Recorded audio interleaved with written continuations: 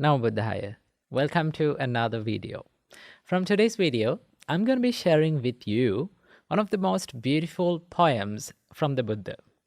Now, when it comes to poems, the Buddha had a great talent of uttering poems or uttering verses. We call them gathas in Buddhist texts. So there's a whole array of books that are dedicated only for the verses or the poems that was uttered by the Buddha. For an example, the Dhammapada only contains the verses that was uttered by the Buddha.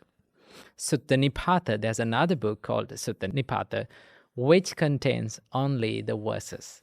So when it comes to uttering poems, the Buddha had a great talent, and these poems are very rich with the direct teachings from the Buddha and very deep meanings about the life.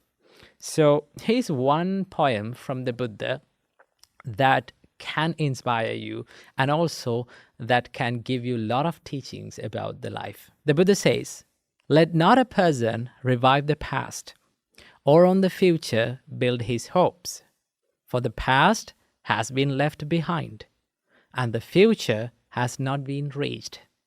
Instead, with insight, let him see each presently arisen state." Now, this explains about the mindfulness. This is the whole point of practicing the Buddhist way of mindfulness. Now, when it comes to mindfulness, the word that is given in Pali language for mindfulness is sati. Sati is not always a Buddhist word, or mindfulness is not always a Buddhist word, because before the Buddha also, there were people who practiced sati, but that sati serves a different purpose.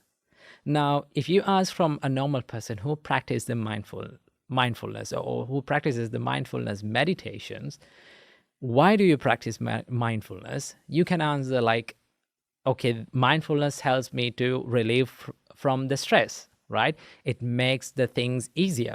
And also it helps me to watch my anger and to control it. Now, it is true that all these purposes are served by the mindfulness, right? All these things are served by the mindfulness to control your anger, to control your emotions, to be more mindful, and also to relieve the stress from your life. It serves that purpose. But in Buddhist practice, the mindfulness serves a purpose that is beyond from these purposes. Okay, the Buddha says, "Instead, with insight, let him see each presently arisen state." Now, this is the whole point of practicing the Buddhist way of mindfulness, which we call sammasati. It is to see the change. It is to see the impermanence nature of life. In the first, the Buddha says, "Let not a person revive the past." That means, if you understand what is past, the past is gone. It is over now, right? So the Buddha says, do not run back into the past. Or on the future, build his hopes, right? Do not build hopes for the future. Why? The Buddha says, "For the past has been left behind." Now, what is past is over now. It doesn't exist, right? And also, and the future has not been reached. Still, the future hasn't reached. So instead, what we have to do is, with insight, let him see each presently arisen state. What we have to do is to contemplate, to focus our mind, to focus our awareness on this present state of mind. We only live in this present moment, right? We don't live in past. We don't live in future. We can't live in past or we can't live in future. We only have the only moment that we own in this life is this moment that is fleeting. So what Buddha says is to be more mindful about the experiences that happens in this present moment. Because if you think about the past, it is just an illusion of your mind, right? For an example, we can think about the experiences that happened in the past. We can regenerate that experience in our mind. But that experience is something that happens when we think about the past. that experience is something that happens in right now, but it is disguised as past. We think it is past. Who thinks it is past? We think it, right? But that very thought happens in this very moment. Okay, so how to practice the mindfulness is to be less judgmental, or to be no judgment, to have no judgment about the experiences that happens in this present moment, and also to be more aware of it, right? Mindfulness is non-judgmental awareness. For an example, someone can think, okay, when you become mindful, you only keep your mind in the good place, in a good state. No, the Buddha says, saragang va chittang, saragang chittang ti bhajanati. That means when one has a lustful mind, he understands that lustful mind as it is, right? That means when he has anger in his mind, he understands the state of mind, that thought, as anger. Now, the problem is we become so much judgmental about the experiences that we have.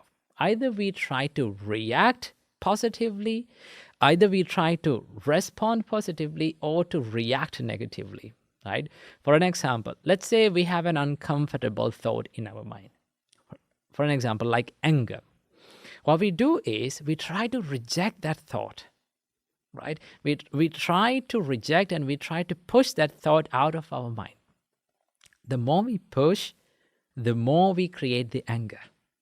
Okay, so in mindfulness, what we do is we don't judge, we don't label that thought, we just see it as it is. Now, when you do that, you start to not to react to that very thought. And once you start to not to react, once you stop your reactions, what happens? The angry thought is no longer an angry thought, because an angry thought becomes an angry thought when we start to react to it, right? It's something like this. Like you're seeing a traffic pass by, right? You're sitting beside the road and you're seeing a traffic pass by. You don't jump into the middle of the road and you don't try to stop the vehicles, or you don't try to chase behind the vehicles. What you do is you sit beside the road and you look at the vehicles and understand it as it is, right? So that you don't involve in them. You don't become judgmental about them, okay? And that is the practice of mindfulness. Whatever comes to your mind, you're mindful of it. The problem is why we become angry, why we become jealous, and why all these evil thoughts come to our mind is we are not mindful of it. Once you learn how to be mindful, you start to be less judgmental and less reactive to those thoughts, right? And also, you start to think before you act, right? Your mind becomes slower and slower so that you can catch the very thought when it arises. And that is the pinnacle of practicing the mindfulness. And also then you understand that every thought has its own arising and it passes away, right? So every experience that we have has the nature of arising and passing away. Once you realize this nature, the arising nature and the passing away nature, that is what we call the impermanence. And that is called the true nature of life. In Pali, we call it anicca, the change.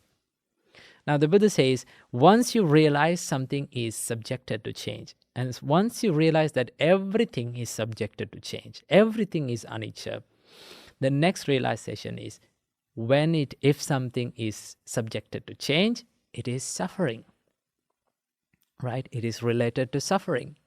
For an example, every suffering in our life, right? Every painful situation, every suffering that we have in our life is due to change, right? We think that we wish the things are not to change, but they change. We wish that certain experiences to not to change, but they changes.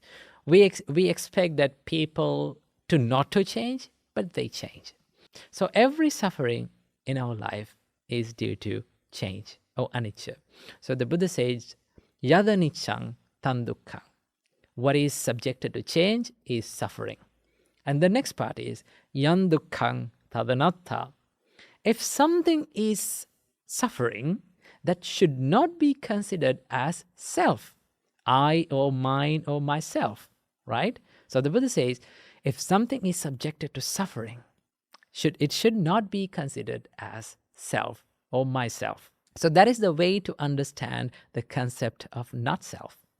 So these three signs of this existence, these three signatas of existence, which is called the anicca, the impermanence, and dukkha, suffering, and anatta, the not self, is the three signata. These are the three signs of this existence, and the whole point of practicing the Buddhist way of mindfulness is to understand these three signatas, the reality of life. So that is why the Buddha says, when you practice mindfulness, when you contemplate and when you focus your mind to this present moment, when it is arising, you know it. When it passes away, you know it. You are mindful of it. And that is the way to understand the true nature of our life. And the next part of this verse is so beautiful. It is so inspiring. The Buddha says, today the effort must be made. Tomorrow death may come. Who knows? No bargain with mortality. That is one beautiful word. No bargain with mortality. Understand that we all are mortal people. We all are subjected to death, and we all are dying. And there is no bargain with it. When that incident comes to our life, we have to get ready to go. So that when you understand this, the living moment, this present moment, is so valuable for you to practice this dharma, for you to practice this spirituality, right? Once you understand that you are subjected to death, you value the value of life.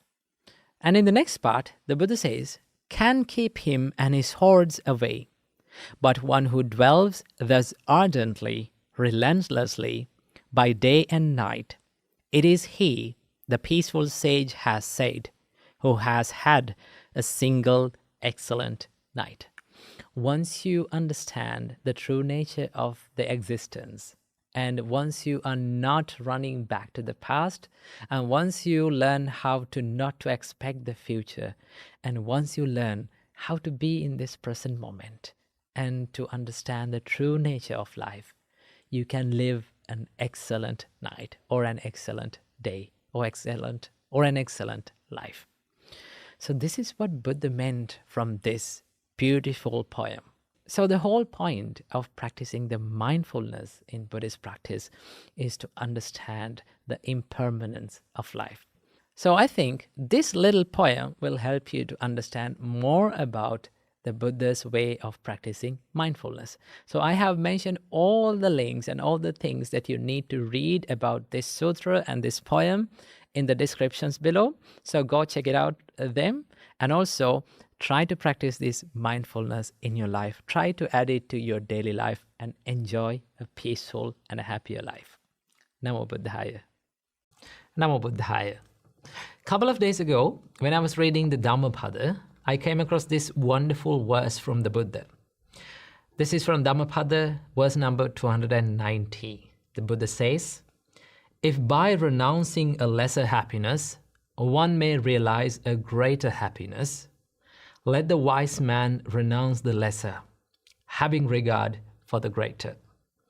Now this simply says, if you seek a greater happiness in your life, you need to be brave enough to let go of the lesser or the cheaper happinesses in life. Now this made me thinking this can be applied to any area of our life. Whether you are a student who is studying to achieve a greater happiness or a greater achievement in your education life, there are certain things that keeps you away from that achieving it. Sometimes those things can be some pleasurable things, like watching movies, like scrolling on social media. But when it comes to it, like superficially, when we look at it, in the beginning, it's very enjoyable. It has its own entertainment. But the problem is it takes the valuable time from us. It steals the valuable time from us so that we waste time for a cheaper happiness. And what we miss is a greater happiness in the future that is yet to come. So the Buddha says, if you seek a greater happiness in life, you need to be brave enough to let go of the cheaper happinesses that keeps you away from achieving that greater happiness.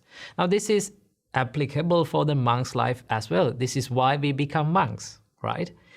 As monks, we show that we need to seek a greater happiness in life, because as humans, what we seek in life is always happiness.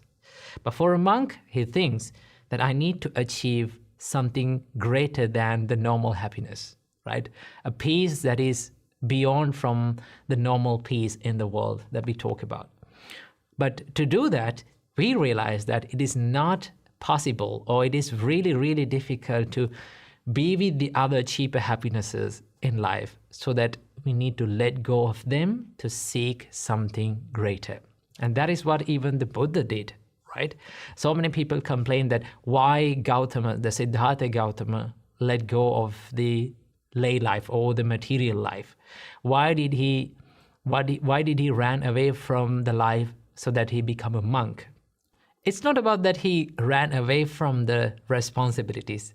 It's about he understood that one cannot achieve the greater liberation in life or the greater peace in life, which is nirvana, by staying in this household life. So that he let go of that household life and became a monk. And he started to seek the spiritual path. And he found the nirvana and he found the liberation. And also, he didn't stop from that. He came back to the palace and he helped everyone who was in the palace in his life to achieve the same state of peace. So that if one seeks a greater happiness in life, right, we need to be brave enough to let go of that cheaper happinesses that we are being busy and that steals our time in our life, right? Sometimes it can be a toxic habit that you have, right? For an example, in a toxic habit, it is really, really easy and it is really, really enjoyable in the beginning, but it makes your life so much difficult after. And that is why they say that if you do what is easy today, your life will be difficult tomorrow. And if you do what is difficult today, your life will be easy tomorrow. And that is how the world works, right? For a toxic habit, it is very easy to do, but it makes our life so much difficult. But for a good habit, it is really, really difficult to practice, and it is really, really difficult to make it a habit, but it makes our life so much easier after. Okay, it can be applied to any area of your life. Like, let's talk about the spiritual life. Okay, usually when we become monks, it was really difficult to be disciplined, right? Once you become a monk, first of all, you become a novice monk, and you have 10 disciplines to practice, right? And after staying as a novice monk, you become a higher ordained monk, and then suddenly your precepts and your disciplines reach up to 227 disciplines. And it was really, really difficult to be disciplined. But once you learn, once you practice, once you dedicate your time and energy to be disciplined, it makes your life so much easier. And after some time, you realize that all these disciplines are made for your life to make it easier and make it so much free and make your life so much independent. Okay, so that is why we should believe that we should attain the freedom through discipline, right? Through hard work. So now take a look at your life. What are the things that keeps you away from achieving the greater achievements in your life or greater happinesses in your life? And be brave enough to say no to them, right? When you say no to them, it buys you so much more time that you can focus on what really, really matters. So keep this little advice in your mind, and let's meet with another video. Namo Buddhaya. Namo Buddhaya. Welcome to another video. Sometimes, no matter how many people are around us, we feel we're the only person that living in this world. We feel lonely. We feel left out. Loneliness can be dangerous if we did not know how to handle it. But one thing that we don't realize is the same loneliness that is killing us, the same loneliness that disturbs us, can be changed into a blessing in life. Always remember, every challenge and every difficult situation that comes into your life can be changed into a blessing if you know how to handle it. So from this video, let's talk about how can we deal with the loneliness in life and how can we change this loneliness to a blessing in our life. To deal with loneliness, first of all, we need to understand what is the reason behind the loneliness. Now, so many people think that the loneliness or the suffering that you feel depends on other people, right? Depends on an outer source. When people leave you, when you are separated from your loved ones, you feel lonely. But that is not always the case, because even in the middle of relationships, even when you're being with other people, even when you're being with your family members, you might feel lonely, because the loneliness does not occur because of other people or an outer source. Loneliness occurs when your interactions with other people does not match your desires or does not match your expectations. And that expectation creates the vacuum of that missingness in life, and that creates the suffering. So the Buddha says that the loneliness or this suffering does not depend on an outer source, but also it depends on an inner problem. So the Buddha mentions this in Dhammapada, verse 338. The Buddha says, just as a tree, though cut down, sprouts up again if its root remain uncut and firm. Even so, until the craving that lies dormant is rooted out, suffering springs up again and again.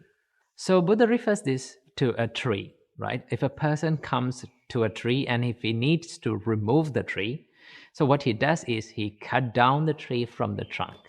Okay, no matter how many times you cut down the tree from the trunk, it will grow back. Because what is the reason?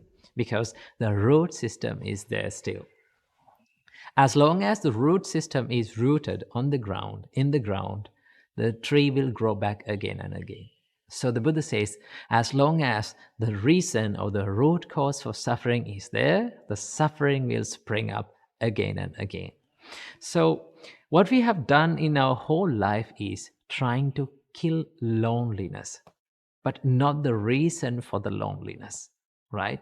So first of all, we need to understand that keeping your happiness, keeping your total happiness on other people and expecting other people to be around you totally and expecting other people to live up to your expectations is not going to happen all the time. And that creates the suffering and that creates the loneliness. So one thing that we need to understand is that loneliness does not always depend on an outer source.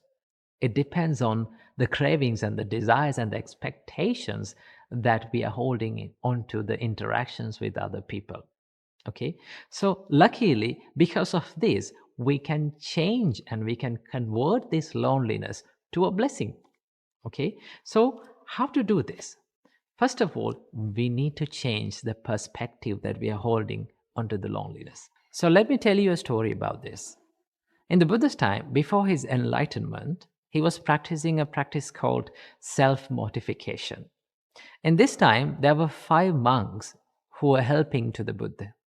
Now, these 5 monks had a lot of expectations on the Buddha that one day he will become enlightened and we will be also able to listen to his teachings and be enlightened. So he was practicing that, and they believed that the self-mortification or giving a lot of suffering to the body is the only way to find the liberation. But alas, one day the Buddha gave up this practice of self-mortification after practicing it for a long time. But the Buddha gave up this practice by understanding that this is no longer going to help him. And now all the expectations were destroyed. And these 5 monks were disappointed about the Buddha. So what they did, they left the Buddha and they went to Varanasi. And what happens to the Buddha was all alone in the middle of the jungle. He was abandoned. But here's the thing, he was not lonely. He was alone, but he was not lonely. Why? Because that loneliness, that silence, and that not being with around other people gave him the time to focus more into himself, right? So one thing that we need to understand is that when we feel lonely, it is an opportunity for us to focus on ourselves, right? It is a better time for you to focus on other people, because most of the time when we are too much around other people, we don't get much time to be with ourselves, be in our own company. So one thing that we need to understand is that loneliness creates the time and opportunity for you to focus more on yourself. Okay, so if you hold on to that view and think that, oh, now I am lonely and then now I am alone, but now this is the chance for me to focus on my inner values, so that you can build up your inner values, and you can care more about yourself, and you can focus on your what mistakes that do I have inside my life, what should I do and what should I practice. The more you focus onto yourself, you can develop and you get the chance to develop your inner habits and good values into you, so that it creates a better personality inside you. So understand that the loneliness or not being around other people is not always a suffering. It is an opportunity for all of you to build up a better life. So what you have to do, get this time and take this opportunity for you to be more focused into yourself and to practice this self-love, self-compassion, and also to build up good habits in your life. If you understand this way of dealing with loneliness, the loneliness will become a blessing to your life. And one day you will thank for that loneliness, because it created who you are today. So understand that loneliness does not always depend on other people. It always depends on what weave you're holding onto this experience in life. So be more focused onto yourself, into yourself, and create a better life for you. Namo Buddhaya. So for a person, for a lay person practicing in life, we all need to balance this. But how? Ask that wise question. What is it? How? How to be balanced? I would say it is all about what we give priority to. It's all about priority. Right? I will ask a question. Why are you here today? You had work. You had other things to do. Right? You had other responsibilities to do. But you made time for 3 hours to come here and just sit down and listen. Why? Because it was important. It was important to you. The person inside you taught you that, okay, this is important. Put it on the first place in the list. Today I'm participating to this. And that is why you came here. That is priority. But so many people complain. They complain to me sometimes. They come and ask, it's very difficult to meditate. It's very difficult to maybe practice the spirituality. Why? It's all about giving priority to it. See, no matter what happens in life, we eat food, don't we? We eat. No matter what happened, how much busy was the day, we eat food. You know? No matter what happened, we eat that. We do that. Why? Because it is prioritized. Okay? No matter what happened today, during the day, what we do? We clean ourselves. Why? Because it is the priority. No matter what happened during the day, don't you hang out on social media? Isn't it? Yes. Why? Because it is the priority. So why can't we do maybe 10 minutes of meditation, 10 minutes of spiritual practice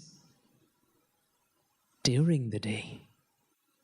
No matter what happened, no matter how much busy the day was, it's all about what you give priority to. It's about how much value that you give to the spiritual life. Understand that giving the priority to spiritual life also essential for all of you. Namo Buddhaya. Welcome to another video. Today, from this video, let's talk about the benefits of practicing mindfulness and how mindfulness benefits for our daily Buddhist practice. Now, what should be practiced in Buddhism as Buddhist practice is Sila, Samadhi, and Prajna. These are the three practices that we practice in all through Buddhism. In whatever the state we are in, we practice these three practices. Sila is the virtuous behavior or moral conduct. And we've discussed about Sila in a separate video. If you haven't watched it, and if you don't know what Sila is, you can watch it right here. So Sila is basically the ethical and the moral conduct, or in another word, virtuous behavior, or being disciplined by your body and by your words. So mindfulness helps us to practice Sila in a good way, in a more productive way. And also the second practice is Samadhi. Samadhi is the mental concentration, being able to be in practice the one-pointedness in our mind and to practice that tranquility in our mind. It's called the Samadhi. And final practice is Prajna. Prajna means the wisdom, understanding about the true nature of life and fully understanding about the three marks of existence: the anicca, the impermanence; dukkha, that's the suffering; and anatta is the non-self. So how mindfulness helps to practice these things. First of all, let's talk about how mindfulness benefits to practice the Sila. Now, Sila is the virtuous behavior, as we said before. So before talking about these things, let's learn about what mindfulness is. Mindfulness is the practice of or ability to be fully aware in this present moment with more wholesome mindset. When you practice mindfulness, it is really, really easy to practice Sila. Why? Because Sila is all about being disciplined from your body and from your words. So if you're mindful about your bodily actions, what you are going to do, okay, and what you are going to say, then you keep a good gatekeeper to your actions. Now, sati is often referred to as mindfulness in Buddhism, and the Buddha said that sati is like a gatekeeper to your mind, or the mindfulness is like a gatekeeper to your mind. So what does a gatekeeper do? The gatekeeper watches and recognizes what comes in or who comes in and who goes out a certain place. So practicing mindfulness is like keeping a gatekeeper to your actions and your words and your thoughts. So if you are aware of what you are doing right? And if you know before what you're doing, and if you know what you're doing before doing, and if you know what you're saying before saying, by being mindful and by being aware, then it is very easy to control the unwholesome actions and unwholesome thoughts and unwholesome words that occurs in our life. And this helps us to be disciplined from our body, to be disciplined from our words, and it will be easy to practice the virtuous behavior, and our practice of sila will be even more productive. So that is how the mindfulness helps us to practice sila. And also the second practice, how mindfulness helps us to practice samadhi, or the concentration. Now, when you take the 4 foundations of mindfulness, there are 4 foundations of mindfulness according to Buddhism. Being mindful about your body is one foundation. That's the first foundation. Second one is being mindful about your feelings. And the third one is being mindful about your mental actions, or the thoughts. And then being mindful about the mental objects, right? Like such as concepts and ideas and thoughts. So these 4 foundations of mindfulness, in the beginning, the Buddha teaches us how to be tranquilized. Okay, how to concentrate your mind. For an example, if you refer to Kayanupassana, the first practice of Kayanupassana is Anapanasati, or the breathing meditation, being mindful about the breathing. So the Buddha doesn't dive into the deep end at first to realize the true nature or the impermanence nature of the breath. The first thing that the Buddha says us or instruct us to do is to be mindfully breathe in and mindfully breathe out. Okay? Just be mindful when you breathe in and be mindful when you breathe out. Now, when you do this, your mind will be tranquilized. And it has the nature of bringing the calmness and bringing that serenity to your mind. So mindfulness will lead you to practice the samadhi. Samadhi means the tranquilized nature of your mind, peacefulness in your mind.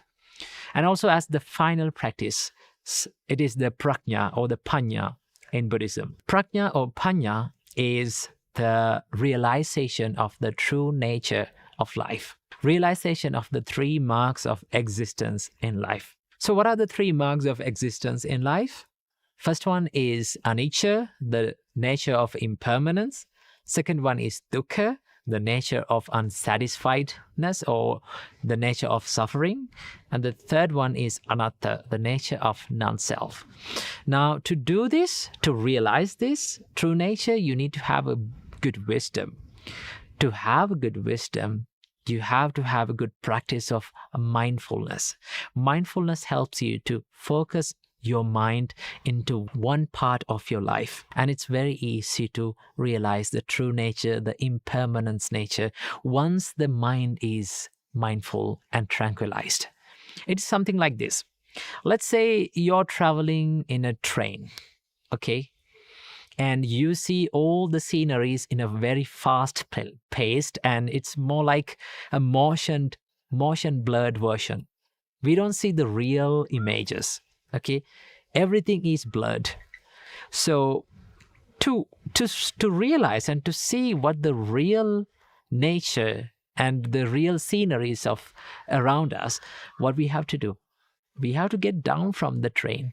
We have to come into one place and to see and to enjoy that one nature of the life. So to do that, what we have to do, we have to come into one place and to focus on one thing at a time. To do that, the mindfulness helps us. And finally, how mindfulness helps us to practice the wisdom or the prajna. So the prajna is the ability to realize the true nature of our life. The true nature of our life is the impermanence. And the true nature of the existence is these 3 marks of existence. The impermanence nature, and the suffering nature, and the non-self nature. So to realize these 3 natures, what we have, we need to have a tranquilized mind and a well-focused mind and a good good awareness. So practice of mindfulness will help us to bring the awareness to our life. So that will help us to bring more wisdom and to see the life in a more wiser way and a more profound way by practicing the mindfulness. So this is how the practice of mindfulness helps us to be more productive in Buddhist practice. So let's all practice this amazing practice of mindfulness in our life. Namo Buddhaya. Namo Buddhaya. A king wanted to write down a quote on his sword to not to be too much happy when he wins and to not to be too much sad when he loses. Now this king found out that his mind gets too much obsessed when he wins and his mind gets too much obsessed when he defeats. So he gave this job to write down a quote on his sword to his mentor.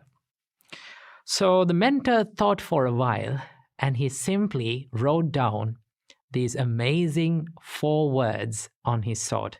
It said, "This too shall pass." I'll repeat it again. This too shall pass. See, when we live in this world, there are worldly conditions that we have to experience in this world. The Buddha named these worldly conditions as 8 worldly conditions, Atta Loka Dhamma. In Dutiya Loka Dhamma Sutta, the Buddha explains this, that because the whole world revolves around 8 worldly conditions. And the 8 worldly conditions revolves around this world.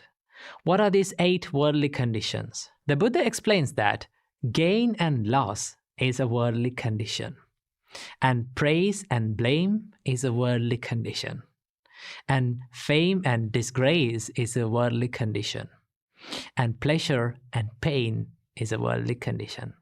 So these are the worldly conditions that we go through and we experience in all of our lives. Now the problem is not having to go through these all worldly conditions. The problem behind this is our minds get too much obsessed with these worldly conditions. When we win, our minds get too much attached to it, and we forget that this victory won't last forever. And when we lose and when we defeat, when we fall down, our minds get too much obsessed with that defeat, and we think that this defeat, this sadness, this suffering will last forever. But in reality, all good things come to an end, and as well as all bad things come to an end. Nothing lasts forever. So how can we live by not being attached to this winning and losing, and not being attached to any kind of these worldly conditions? Now, Buddha shows us the way to not to be attached to any kind of these things. The way to do that is to simply understand the nature of all these conditions. What is the nature? The nature of all the worldly conditions is they are subjected to change. Right? When you win, it is subjected to change. When you lose, it is subjected to change. And it is impermanent. Simply, you can remind it to yourself that this too shall pass. Okay? When you hit the rock bottom, when you go through problems, when you go through difficulties in your life, just remember to yourself that this too shall pass. This pain, this suffering too shall pass. And when you win and when you're happy and when everyone cheers for you around you, always remember to yourself that this is not going to last forever. This too shall pass.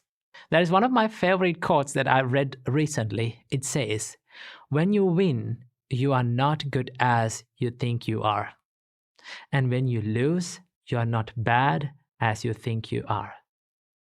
So when you win, everyone will cheer to you. Everyone will congratulate you. Everyone will say good things about you. But always remember, you are a man. You are a human. You are imperfect. And everything is subjected to change. Now, this does not say that you should not enjoy winning. you should not enjoy victory. You can enjoy victory, you can be happy about it, but simply understand this winning, this victory won't last forever. And when you lose, you have to remember to yourself that you are not bad as you think you are. You can learn from your mistakes, you can learn from your fails, and you can always improve yourself and always think that this is not going to last forever. This pain is not going to last forever.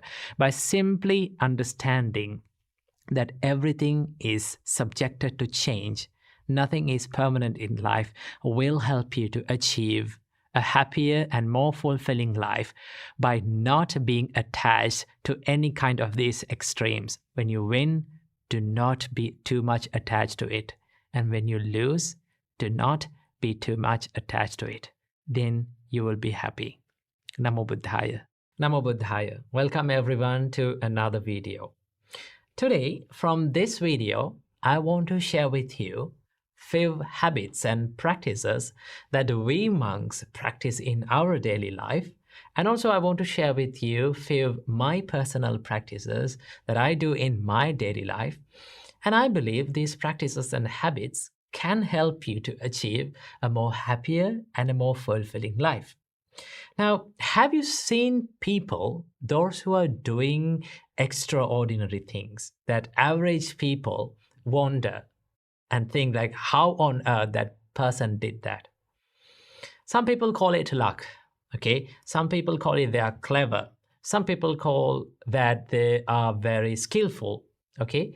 But I would say the secret behind their achievement is a good set of habits that they have done every single day and they have practiced every single day, and those practices and those habits has become a normal part of their life. And that is why we have to focus our mind on the habits and the practices that we do in our daily life. Because what we do in our daily life, what we think in our daily life makes who we are, makes the character, okay, makes our character. So that is why we have to focus on the good habits and try as much as possible to remove the toxic habits and replace them with a good one. So I believe these habits, these monk habits and personal habits will help you to achieve a more happier and a more fulfilling life. So without any further ado, let's dive into these habits. The first practice is the morning gratitude practice. Now, this is something that we monks practice every single morning. And that is to be thankful for and grateful for everything and every person in our life. So the first thing that I practice is I become thankful for the Buddha in the first step. And also for his teachings, it is called Dhamma, and noble community of monks, that is called the Sangha. So these are the three jewels in my life. So I become thankful for all those three jewels. And also, I genuinely become thankful for my teacher who taught me the Buddha's teachings. And also, I become thankful for my parents and my brother monks and people who offer me foods. Now, as monks, we don't earn money, we don't cook. So people come to the temple and they offer us food. So when we receive the food, we genuinely become thankful for them. And also I become thankful for all the people who helps me during the day. For an example, there are so many people who are helping me to create these videos. So every single morning, I become thankful for them. And you can become thankful for them as well. And also you can simply be thankful for everything and every experience and every person in our life. And also remember that you can be thankful for bad people as well, right? People who gave you tough times.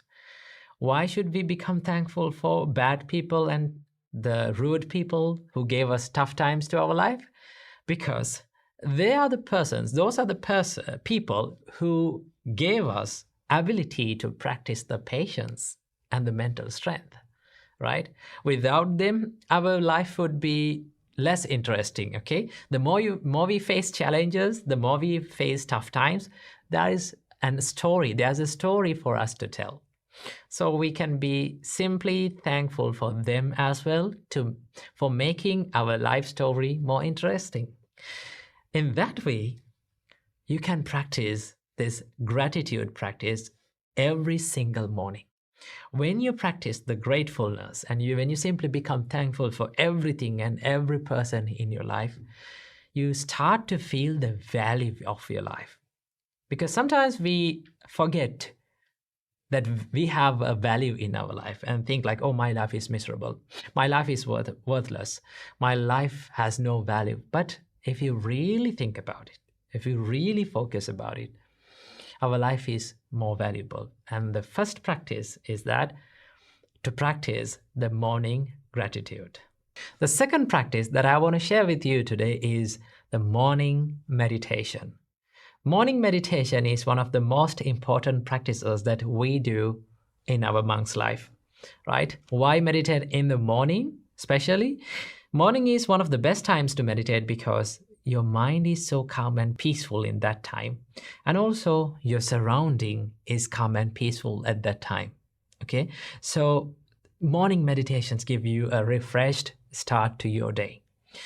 So as morning meditations, normally we monks practice, first of all, the love and kindness meditation, and some monks practice mindfulness meditation, breathing meditation, and a lot of meditations. So it depends on your choice what to practice and what not to practice. So morning meditation is one of the best practices and best things that you can do to start your day with a fresh start. The third practice is journaling. Now, this is something that I do every single day to have a good review on the day, right? What I did during the day and what I forgot to do. And also, I take time to write down all the good things and all the good deeds that I did and simply be happy about it. And also, finally, you can leave some space to write down all the things that you are grateful for in your life. When you write down all the things that you're grateful in your life, and if you do it every single day, it becomes a habit to remember all the good things in your life, all the valuable things in your life, and you will feel much more valuable about your life. So journaling is one of the habits that you can add to your life to make your life more happier and more fulfilling. And the fourth practice is mindful eating. Now, this is one practice that we monks do almost every single day. Normally, as monks, we all only have 2 meals per day. And in some monasteries, some monks have only 1 meal per day. So while we are having our meals, we become mindful and we focus our mind on the food that we are taking, right? So the first step is to recall and reflect on the purpose of eating. Now, what is the purpose of eating? As a monk, we have our food as a help for our health and as a help for our spiritual journey. So when you recall that, you know that you're having your meals with a purpose.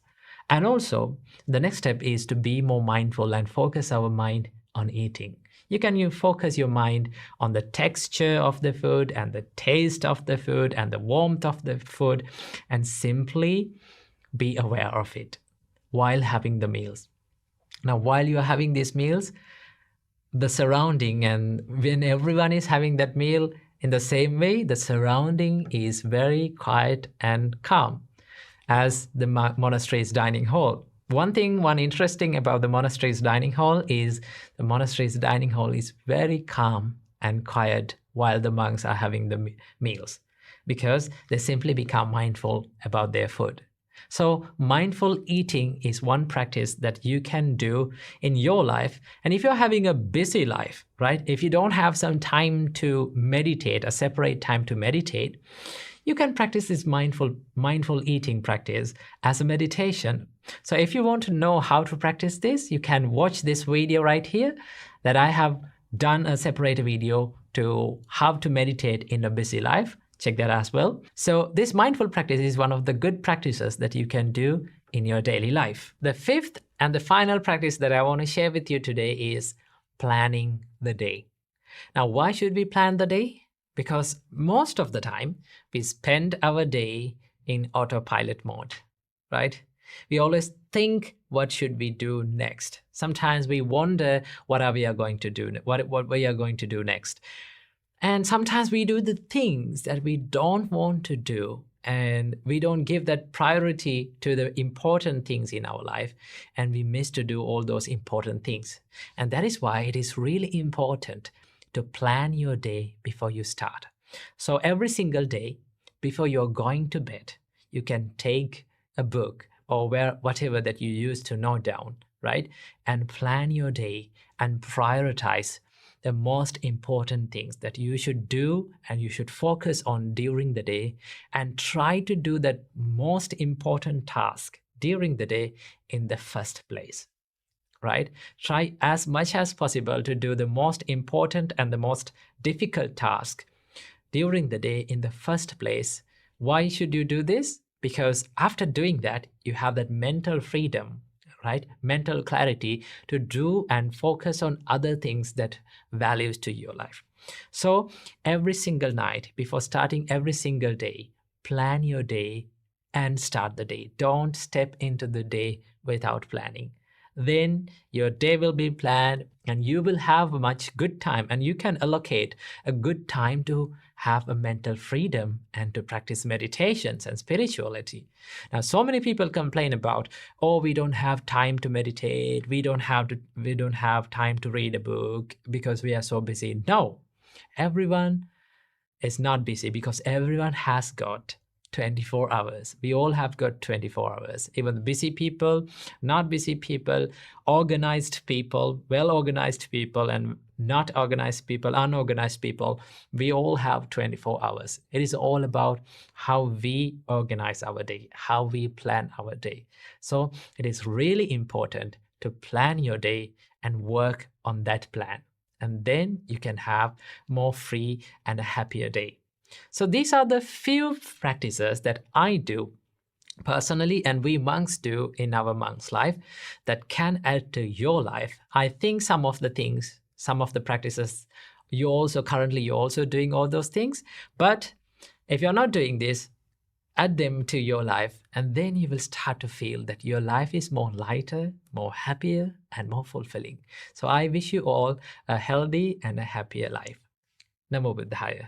One of the core teachings that we find in Buddhism is to understand the pain and suffering as a part of life, and also to see the suffering and the pain as it is. But this is easier said than done, okay? Because most of the time, when we go through painful feelings and painful situations in life, we used to worry, we used to become frustrated, and we fall down mentally. But the Buddha offers us a different way of thinking to see this pain and to see this suffering, to use that experience to add more meaning to our life.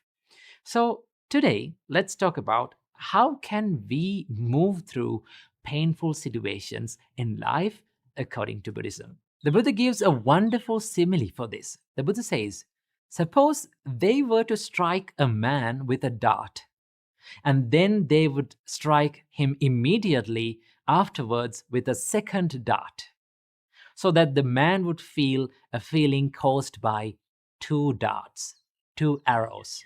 When the uninstructed worldling is being contacted by a painful feeling, he feels two feelings: bodily, physical feeling, and the mental feeling, or physical suffer and mental suffer. The reason why we worry in the face of this unavoidable suffering in our life is we expect a life without suffering.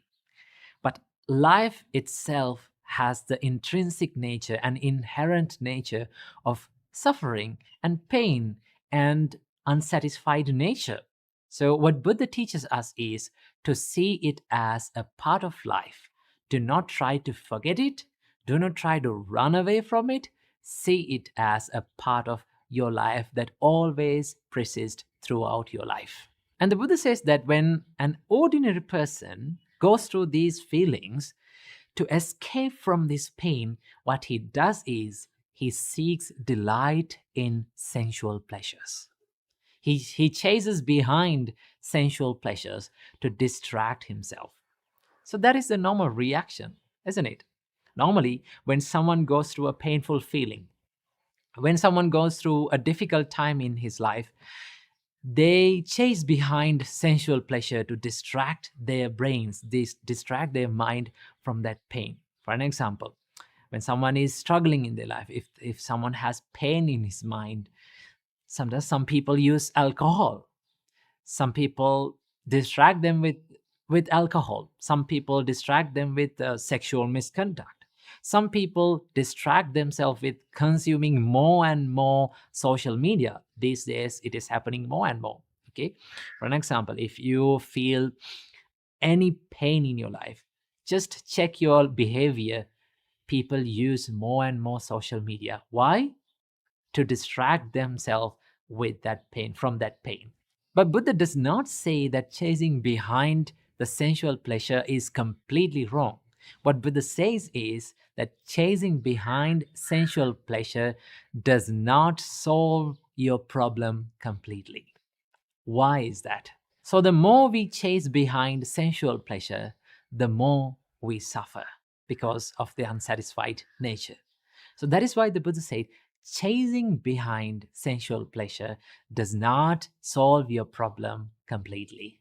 Why it does not solve the problem completely? Because whenever we are being struck by a miserable feeling or a painful feeling in life, now we need something material, an external source to distract ourselves all the time. Now, this does not help us to focus on ourselves and find the true nature of this problem and solve it once and forever. Okay, so that is why the Buddha said chasing behind sensual pleasure will not completely solve your problem. Instead of chasing behind the sensual pleasure to distract ourselves, the Buddha says that look at the pain as a part of life that is unavoidable. And the Buddha says that pain is an inevitable condition in life, but worrying is an option that we choose. Worrying is always optional. So the Buddha used a special term to these ups and downs in life. He called it 8 worldly conditions. The Buddha said that these 8 worldly conditions prevails in this world every time. The Buddha says gain and loss, dispute and fame, blame and praise, and pleasure and pain. These 8 worldly conditions revolve around the world, and the world revolves around these 8 worldly conditions. So these 8 worldly conditions are like the two faces of the same coin. We cannot separate it. So the Buddha says that do not worry too much, more than needed, about these painful situations in life. Rather than worrying about it, we always have the choice to stay away from worrying, because pain is an inevitable condition, but worrying is an optional thing, is a choice that we make in our life. So keep this amazing sentence in your mind. Pain is inevitable, worrying is optional. Keep that in your mind and stay strong, stay safe. Namo Buddhaya.